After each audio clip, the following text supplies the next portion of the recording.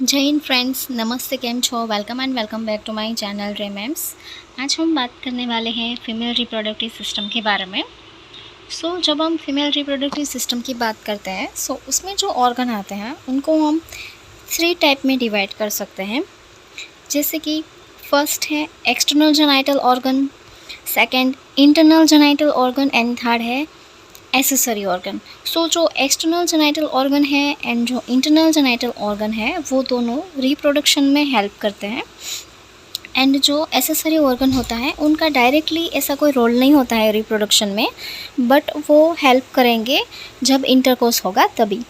अभी हम बारी बारी देखते हैं तीनों का क्या क्या डिवाइडेशन हुआ है और कौन कौन से ऑर्गन आते हैं उनमें। फर्स्ट है एक्सटर्नल जेनाइटल ऑर्गन।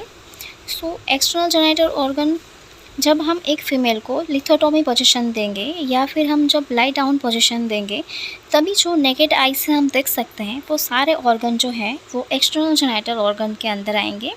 एंड जो इंटरनल जेनाइटल ऑर्गन है उसमें जो ऑर्गन है वो हम नेकेड आई से नहीं देख सकते, उसके लिए हमें इंस्ट्रूमेंट्स की ज़रूरत होती है। जो एक्सटर्नल जेनाइटल ऑर्गन है उसमें हम डायग्राम से देखते हैं पहले, क्योंकि वो इजीली हम समझ पाएंगे।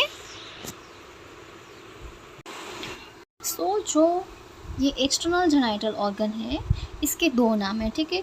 जो फर्स्ट नाम है उसे हम वल्वा कहते हैं एंड सेकंड नाम है पुडेंडम। क्या? पुडेंडम।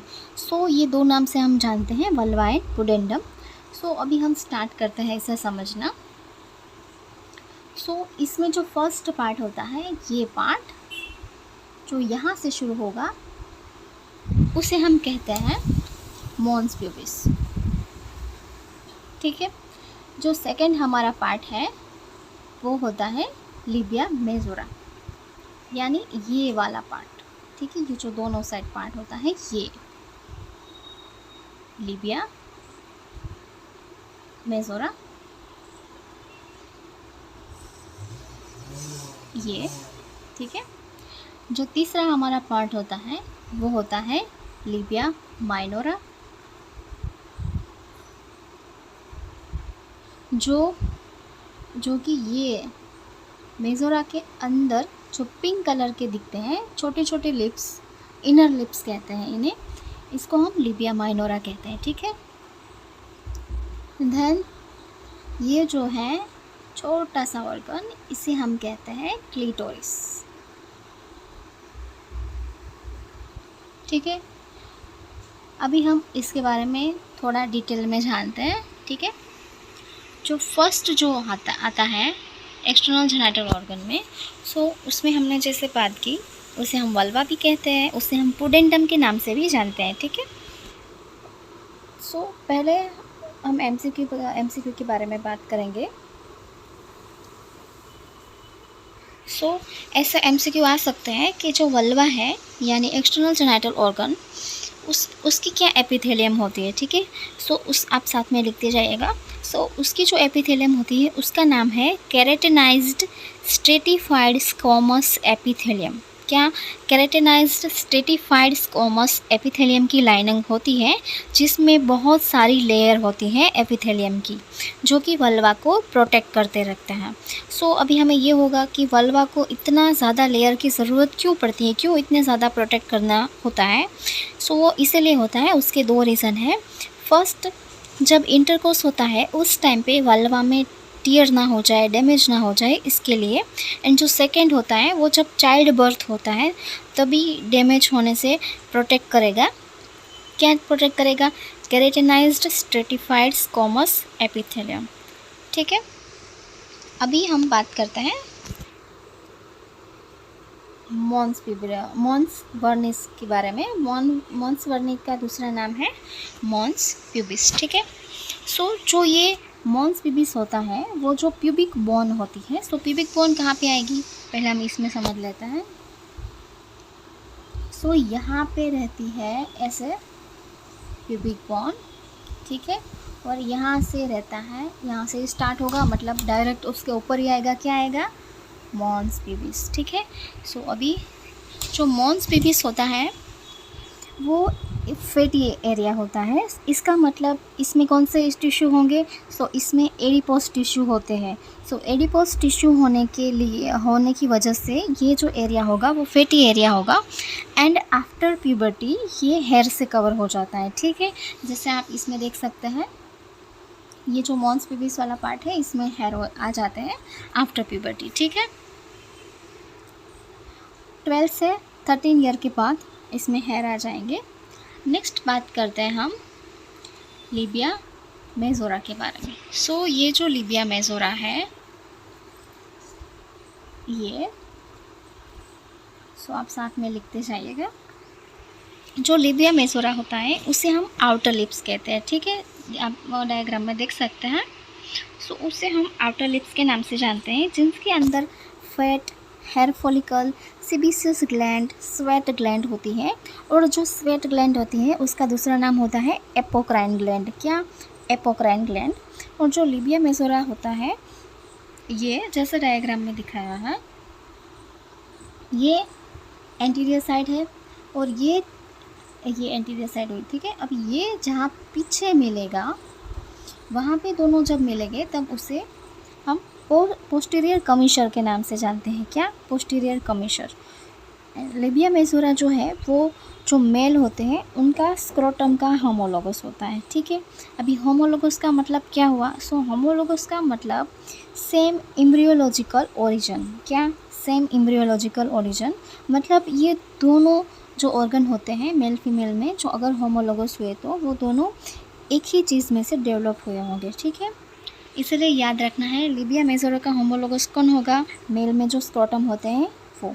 सो अभी एक बार हम फिर से देख लेते हैं। लिबिया मेजोरा जिसे हम आउटर लिप्स कहते हैं, जिसके अंदर fat, hair follicle, sebaceous gland होती है एंड स्वेट ग्लैंड होती है। जो स्वेट ग्लैंड होती है उसका नाम क्या होता है? Apocrine gland. ठीक है, एंड जो लिबिया मेजोरा होता है वो पोस्टीरियरली जहाँ पे मिलेंगे उसे हम पोस्टीरियर कमीशर के नाम से जानते हैं। लिबिया मेजोरा जो है वो मेल के स्क्रोटम का होमोलोगस है। ठीक है, समझ में आ गया? अभी हम बात करेंगे लिबिया माइनोरा के बारे में। ठीक है, इसके बारे में हम बात करेंगे।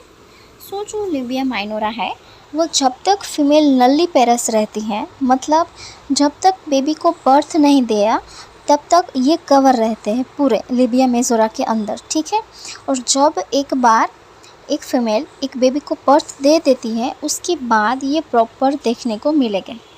ठीक है, तब जब तक कोई बेबी को बर्थ नहीं दिया होगा तब तक ये पूरा कवर रहेगा, आपको प्रॉपरली दिखेगा नहीं। ठीक है, और ना ये जो क्लिटोरिस होती है उसके ऊपर से, मतलब देखिए ये यहाँ से स्टार्ट हो रहा है और इसके ऊपर भी जाएगा। देखिए यहाँ पे ऊपर भी गया और यहाँ पे नीचे भी है। ठीक है, सो अगर ये जहाँ पे ऊपर मिलता है, मतलब यहाँ पे और यहाँ नीचे से, तो उनको एक नाम से जानते हैं।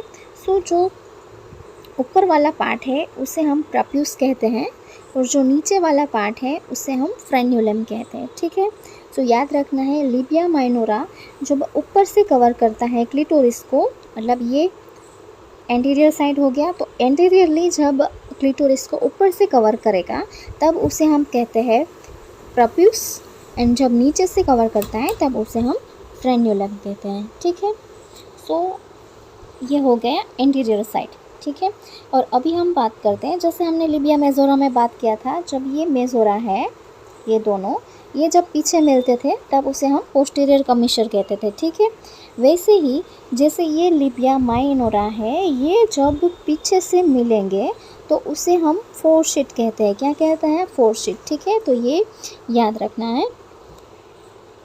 अभी हम नेक्स्ट बात करते हैं। सो जो लिबिया माइनोरा होता है उसमें हेयर एब्सेंट होते हैं, लेकिन इसमें भी मेजोरा के जैसे ही सीबेसियस ग्लैंड होती है।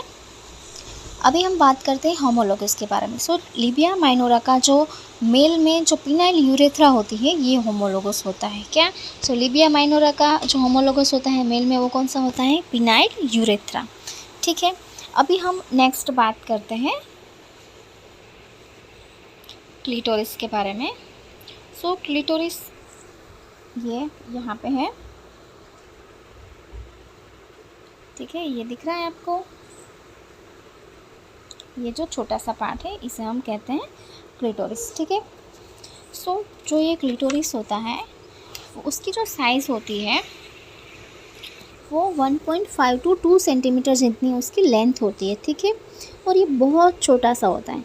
जैसे मेल में इंटरकोर्स के टाइम पे पेनिस जो होता है वो स्टिमुलेट करता है मेल को, वैसे ही फीमेल को स्टिमुलेट करता है क्लिटोरिस। सो क्लिटोरिस जो है वो इरेक्टाइल ऑर्गन है, ठीक है। और इसमें हाईली वास्कुलर होता है, क्योंकि अगर कभी भी किसी कंडीशन में ट्रॉमा हो जाए, इंजरी हो जाए क्लिटोरिस की जगह पे, तो वहाँ पे बहुत ब्लीडिंग होने की संभावना है। क्यों? क्योंकि वहाँ पे अच्छा खासा ब्लड सप्लाई रहता है, ठीक है। एंड जो फीमेल में क्लिटोरिस होती है वो मेल में होमोलोगस होगी पेनिस का, ठीक है। सो जैसे फीमेल में क्लिटोरिस हो गई वैसे मेल में पेनिस होता है, ये दोनों होमोलोगस है, ठीक है। मतलब सेम एम्ब्रियोलॉजिकल ओरिजिन होता है, ठीक है। समझ में आ गया। नेक्स्ट हम बात करते हैं हाइमेन के बारे में। सो हाइमेन को समझने के लिए पहले हम देखते हैं वेस्टिब्यूल। सो वेस्टिब्यूल किसे कहते हैं? सो पहले हम बात की मेजोरा के बारे में, फिर हमने बात की माइनोरा के बारे में, ठीक है। फिर हमने बात की क्लिटोरिस के बारे में और मॉन्स प्यूबिस के बारे में सबसे पहले हमने बात किया था, ठीक है। अभी हम ये जो माइनोरा है उसके अंदर वाला जो एरिया होता है ये वाला, उसे हम कहते हैं वेस्टिब्यूल, ठीक है। सो वेस्ट आप साथ में लिखते जाइएगा। जो वेस्टिब्यूल है उसे जो एरिया है वो ट्रायंगुलर एरिया होता है, जिसके एंटीरियरली क्लिटोरिस होता है, साइड में लिबिया माइनोरा होता है और पोस्टीरियरली इसके फोरशीट होता है, ठीक है। समझ में आ गया। और जो वेस्टिब्यूल होता है उसमें टोटल 6 ओपनिंग होती है। कितनी ओपनिंग होती है? 6 ओपनिंग होती है, ठीक है। फर्स्ट जो होती है वो यूरेथ्रा की ओपनिंग होती है जो कि सेंटर में होगी। सेकंड एंड थर्ड होती है वो यूरेथ्रा की दोनों साइड एक एक रहती हैं, उसे हम पेरा यूरेथ्रल ग्लैंड कहते हैं। उसका दूसरा नाम है स्किनी ग्लैंड, ठीक है। जो फोर्थ होता है वो वजाइनल ओपनिंग होती है एंड जो फिफ्थ एंड सिक्स होता है वो बार्थोलोई ग्लैंड की ओपनिंग होती है, ठीक है। सो इसको समझने के लिए हम यहाँ पे देखते हैं। सो ये फर्स्ट है और ये आप समझ लीजिए पहले।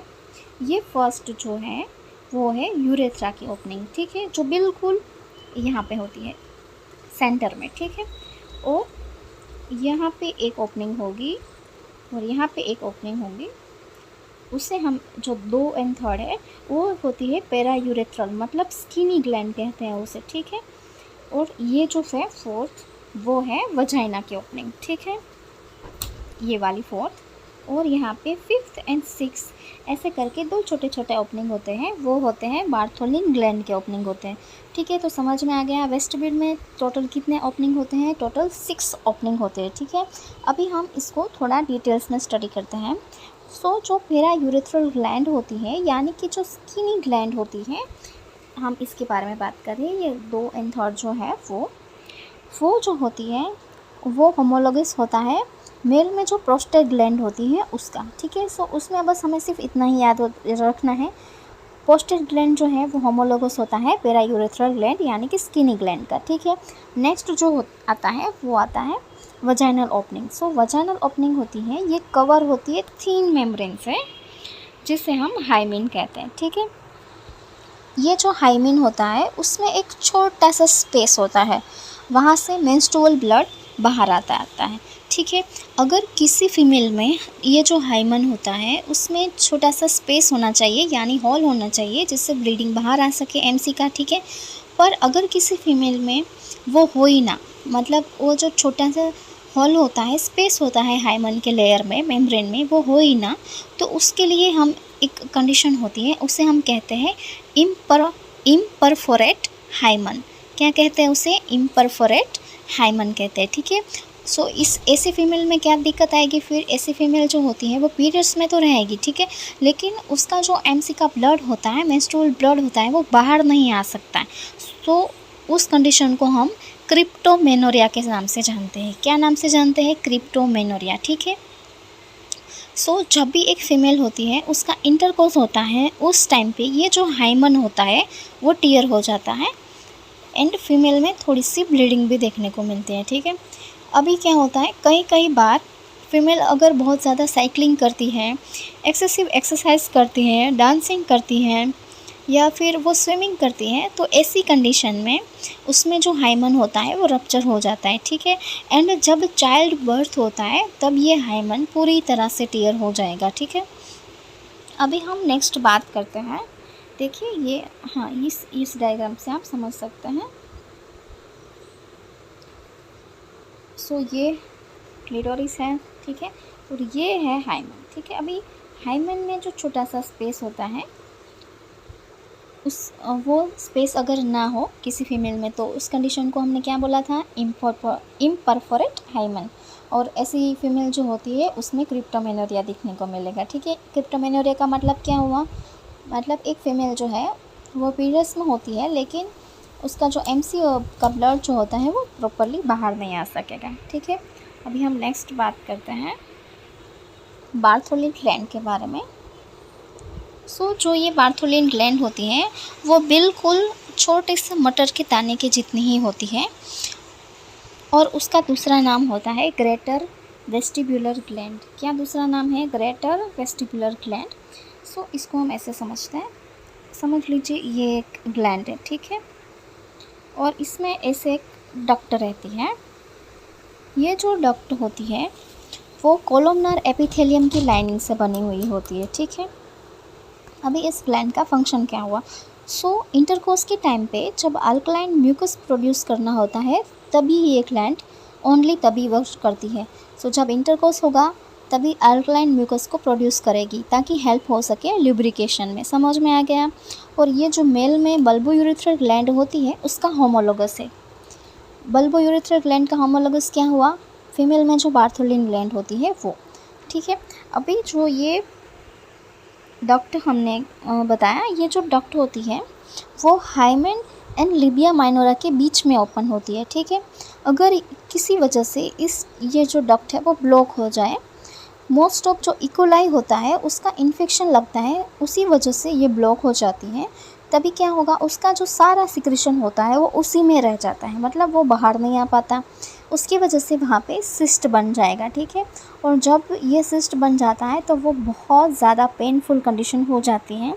उसके मैनेजमेंट में आप लिखते जाइएगा, एक MCQ भी आ सकता है इस पर। उसके मैनेजमेंट में हम एक करते हैं प्रोसीजर, उसका नाम है मार्सुपिलाइजेशन। क्या, मार्सुपिलाइजेशन। उसमें क्या करेंगे, तो उसमें जो सिस्ट होती है उसको रिमूव करते हैं एंड फिर वो जो सिस्ट की लाइनिंग होती है उसको ऊपर स्टिच कर देंगे एपिथेलियम के साथ ताकि दोबारा सिस्ट ना हो सके, ठीक है। तो इस पूरी प्रोसेस को किस नाम से जाना जाएगा, इसे कहते हैं मार्सुपिलाइजेशन। अभी हम बात करते हैं जो ये पूरा एक्सटर्नल ऑर्गन है जेनाइटल, जो पूरा एक्सटर्नल जेनाइटल ऑर्गन यानी वल्वा यानी पुडेंडम, उसका जो ब्लड सप्लाई है वो इंटरनल पुडेंडल आर्टरी के द्वारा होता है। जो नर्व सप्लाई है वो पुडेंडल नर्व करती है। जो लिम्फोटिक ड्रेनेज होती है वो इंग्वाइनल लिम्फ नोड में जाएगा, ठीक है। लिम्फोटिक ड्रेनेज कहाँ जाएगा, इंग्वाइनल लिम्फ नोड में। पर कुछ स्पेसिफिक नोट्स हैं जो आप साथ में लिखते जाइए, यहाँ पे लिख देते हैं।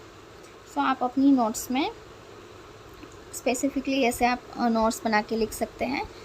उसमें आपको लिखना क्या है, पूरा जो वल्वा है, पुडेंडम है, उसका जो लिम्फोटिक ड्रेनिंग है वो इंग्वाइनल लिम्फ नोड में जाएगा, ठीक है। लेकिन जो क्लिटोरिस होता है वो स्पेशली उसका जो लिम्फोटिक ड्रेनेज है वो रोजन मुलर लिम्फ नोड में जाता है। कहाँ पे, रोजन मुलर लिम्फ नोड, ठीक है। ये एक याद रखने जैसा है। अभी देखिए आप इसमें देख सकते हैं, नॉर्मली ऐसे ये सिस्ट जब होती है तब इतनी बड़ी हो जाती है, बाकी तो नॉर्मली एकदम छोटे से मटर के दाने की जैसी होती है, आपको दिखती भी नहीं है। बट ये जो सिस्ट होती है वो बहुत पेनफुल कंडीशन हो जाती है, ठीक है।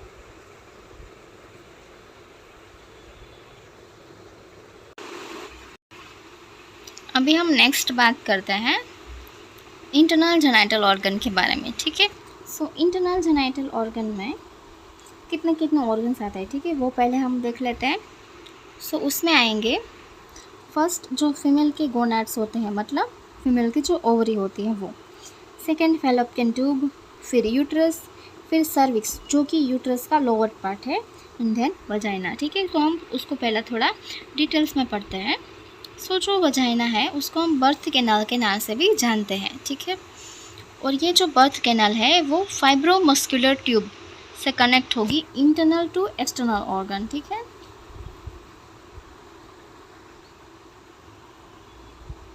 और ये एडल्ट में एंटीरियर जो वॉल होती है वो 7 सेंटीमीटर लॉन्ग होती है एंड पोस्टीरियर वॉल जो होती है वो 9 सेंटीमीटर लॉन्ग होती है। इसका जो डायमीटर होता है कैनाल का वो 2.5 सेंटीमीटर रहती है। ठीक है, वजाइना की जो पीएच होती है वो हाईली एसिडिक होती है, जो कि होगी 3.5 to 4। ठीक है, और ऐसा क्यों होगा? क्योंकि वहाँ पे प्रेजेंस होते हैं लैक्टोबैसिलस एसिडोफिलिस। ठीक है, वो क्या करेंगे? वो कन्वर्ट करते हैं ग्लाइकोजन में। अभी नेक्स्ट बात करते हैं हम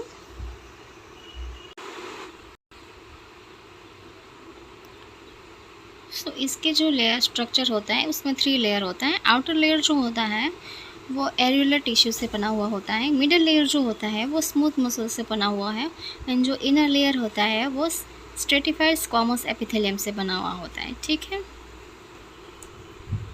अभी हम नेक्स्ट बात करते हैं यूट्रस के बारे में। जो यूट्रस है एक होलो मस्कुलर ऑर्गन है।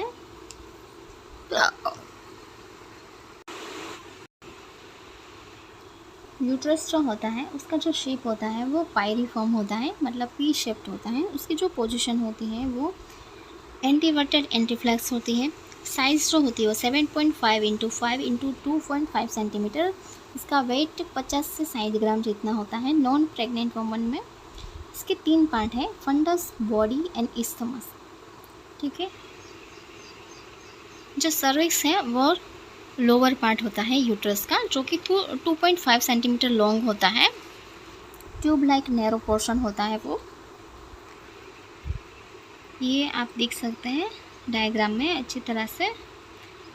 उसकी जो यूट्राइन वॉल होती है वो 3 लेयर से बनी है।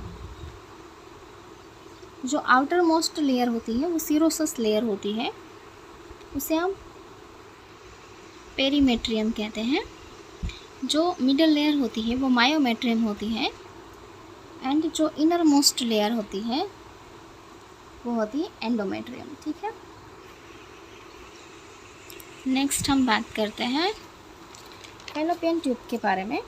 जो ये फैलोपियन ट्यूब है उसको हम बहुत सारे नाम से जानते हैं, जैसे कि ओविडक्ट, यूट्राइन ट्यूब्स एंड साल्पिंग्स। ठीक है,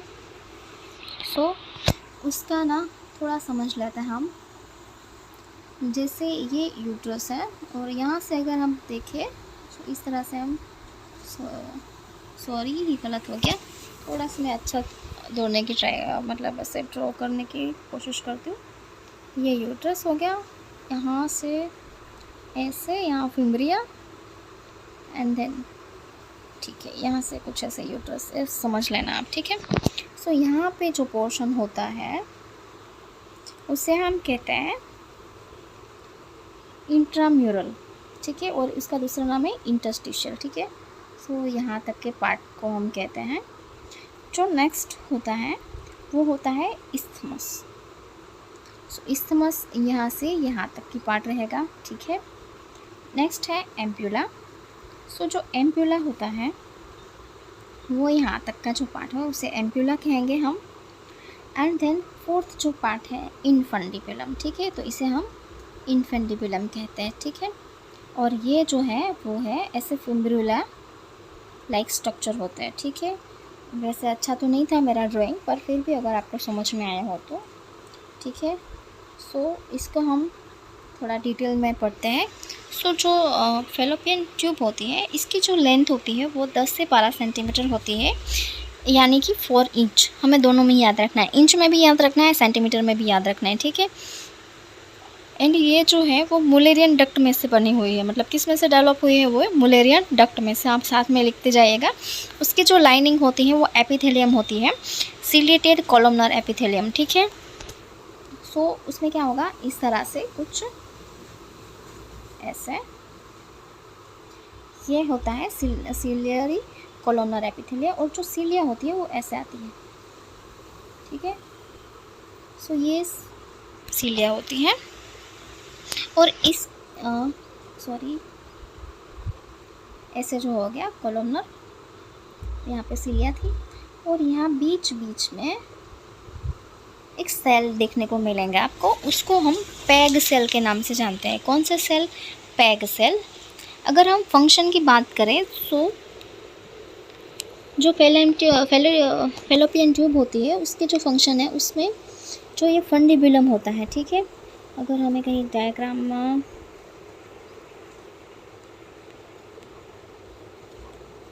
कोई बात नहीं, हम ही समझ लेते हैं, ठीक है। सो मैंने ये अब आपको बताइए, ये जो ऐसे मैंने लास्ट में ये जो था ये वाला पार्ट, वो फंडिबुलम होता है।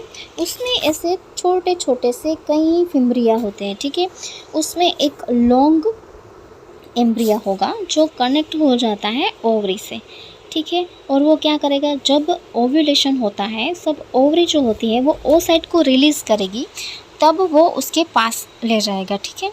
और जब स्पर्म जो होता है वो एंटर आएगा, तभी जो वो हमने सिलिया ड्रॉ करी थी ना यहाँ पे, ये वाली, ये सिलिया का क्या वर्क होता है, ये सिलिया जो होती हैं वो स्पर्म वैसे तो अपने आप ही आ सकते हैं, आगे बढ़ सकते हैं, लेकिन उसको फिर भी वो पुश करेंगे आगे जाने में, ताकि वो जल्दी से ओसाइट से मिले और फर्टिलाइज हो जाए, ठीक है। एंड देन जब फर्टिलाइजेशन हो जाएगा, तभी जो जाइगोट बनेगा, उस जाइगोट को भी वो आगे ले जाने में, पुश करने में हेल्प करता है, ठीक है।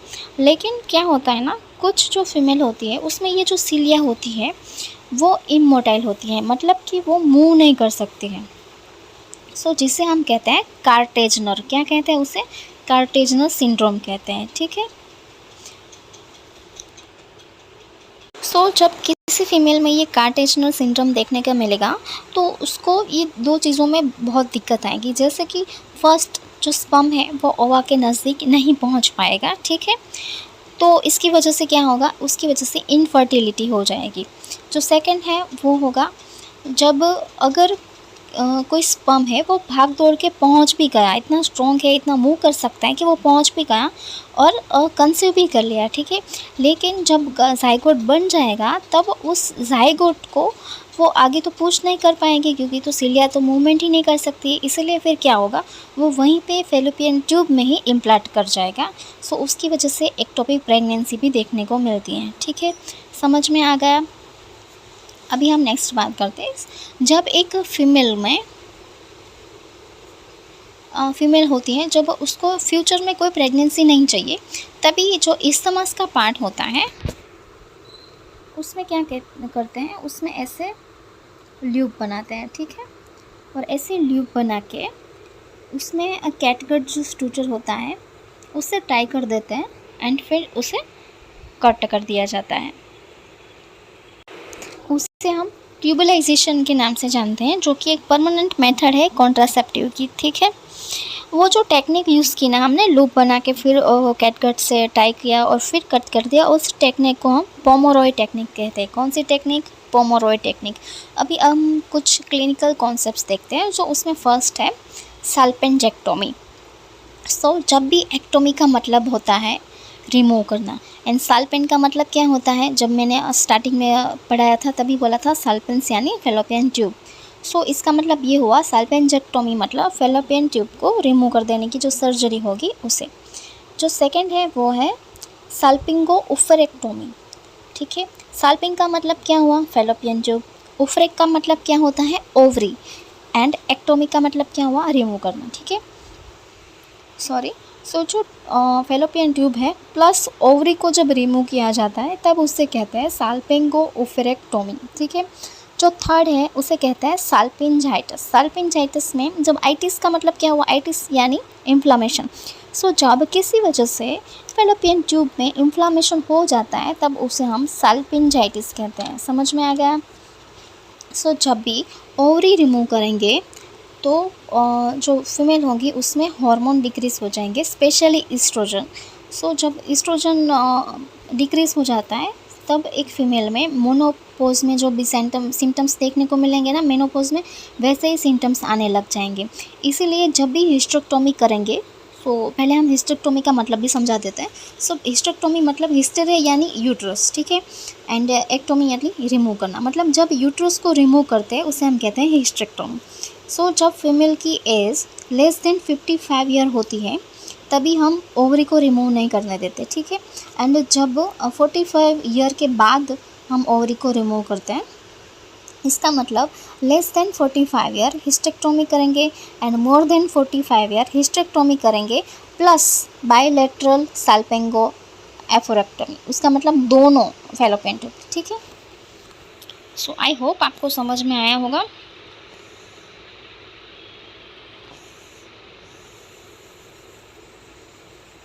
अभी हम थोड़ा समझते हैं डायग्राम की हेल्प से।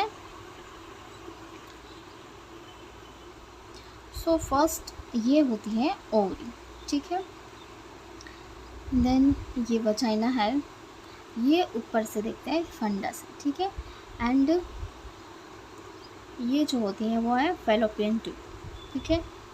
अभी इसमें ये जो पार्ट है वो एम्प्यूला का पार्ट है, ये इस्थमस का पार्ट है एंड ये इंट्राम्यूरल पार्ट है, ये इनफंडिबुलम पार्ट है, और ये जो था वो फिब्रिला जो हमने बात की थी, ठीक है, एंड ये जो है वो सारे लिगामेंट्स हैं, ठीक है। ये फिब्रिला जो हमने वहाँ पे ड्रॉ कर दिया। अभी हम नेक्स्ट बात करते हैं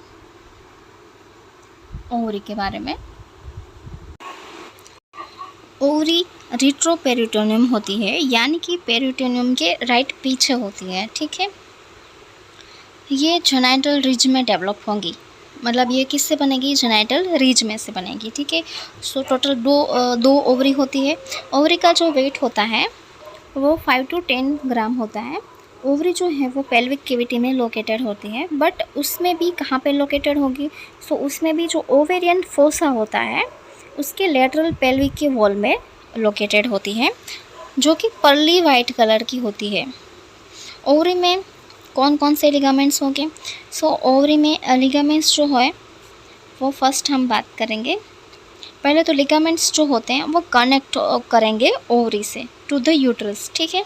सो पहले हम बात करते हैं ओवेरियन लिगामेंट से। जो ओवेरियन लिगामेंट है, जैसे कि मैंने बात की, ओवेरियन लिगामेंट क्या वर्क करता है, वो कनेक्ट करता है ओवरी से टू द यूट्रस। सेकंड बात करते हैं हम लिगामेंट्स के बारे में, तो इनफंडिब्यूलो पेल्विक लिगामेंट्स, वो क्या करेगा, वो ओवरी को कनेक्ट करेगा लेटरल पेल्विक वॉल के साथ। जो ये लिगामेंट है वो ओवेरियन वेसल्स एंड जो नर्व होती है, ये दोनों इसी लिगामेंट में आपको प्रेजेंट देखने को मिलेंगे, ठीक है।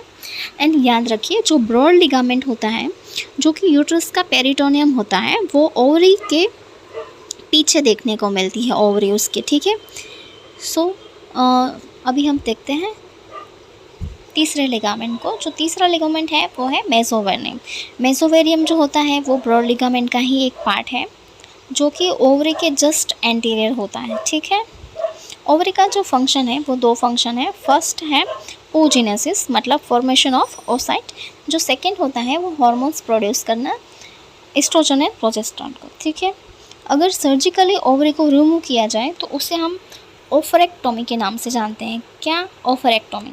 सो ये जो लिगामेंट है ये आप देख सकते हैं, ठीक है। अभी हम नेक्स्ट बात करते हैं। नेक्स्ट हम बात करते हैं ब्रेस्ट के बारे में। सो ब्रेस्ट किस में आएगा, पहले ऑर्गन, ये इंटरनल ऑर्गन तो सारे ख़त्म हो गए। सो जो ब्रेस्ट है वो एसेसरी ऑर्गन में आते हैं, ठीक है। हमने क्या क्या पढ़ा, हमने external genital organ, internal genital organ, और अभी हम पढ़ते हैं एसेसरी ऑर्गन। तो एसेसरी ऑर्गन में जो फर्स्ट है वो है breast. Breast are large modified sebaceous gland with lactation follow child birth, ठीक है। इसकी जो साइज़ होती है वो सेकेंड से लेके 6 रिब के मिड क्लेविकुलर लाइन तक रहती है, ठीक है। इसका जो वेट होता है वो 200 से 300 ग्राम तक रहता है। जो एक्सटर्नल स्ट्रक्चर होता है ब्रेस्ट का उसे हम एरियोला के नाम से जानते हैं। Breast nipple surrounding by pigmented area called areola, ठीक है। It's about 2.5 centimetre in diameter. So इसका डायमीटर कितना याद रखना हमें, 2.5 सेंटीमीटर जितना, ठीक है। Both the nipple and the areola contain small sebaceous gland, मतलब दोनों में सीबेसियस ग्लैंड होती है। मोंटोगोमरी gland which secrete a protective oily substance which lubricant nipple during lactation। ठीक है, समझ में आ गया। नेक्स्ट बात करते हैं हम निपल के बारे में। द इरेक्टाइल, एक मिनट,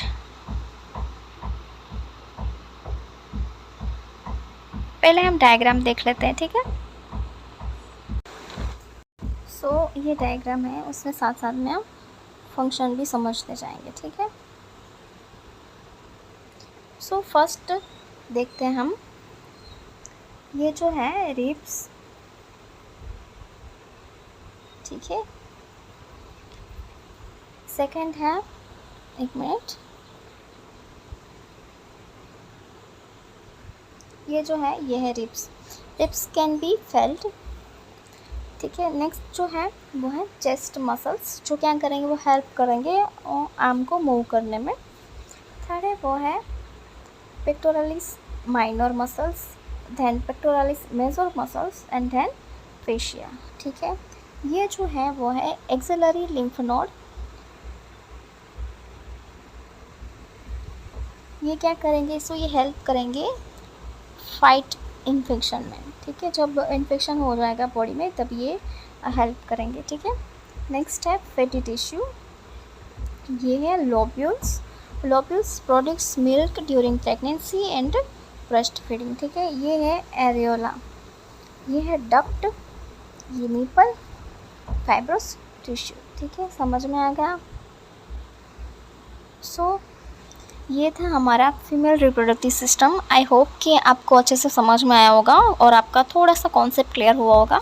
सो अगर आपका कॉन्सेप्ट क्लियर हुआ हो और आपको समझ में आया हो तो प्लीज़ मेरे चैनल को सब्सक्राइब करना, वीडियो को लाइक शेयर एंड कमेंट ज़रूर करना। मिलते हैं मेरे नेक्स्ट वीडियो में, तब तक bye bye, take care and thanks for watching.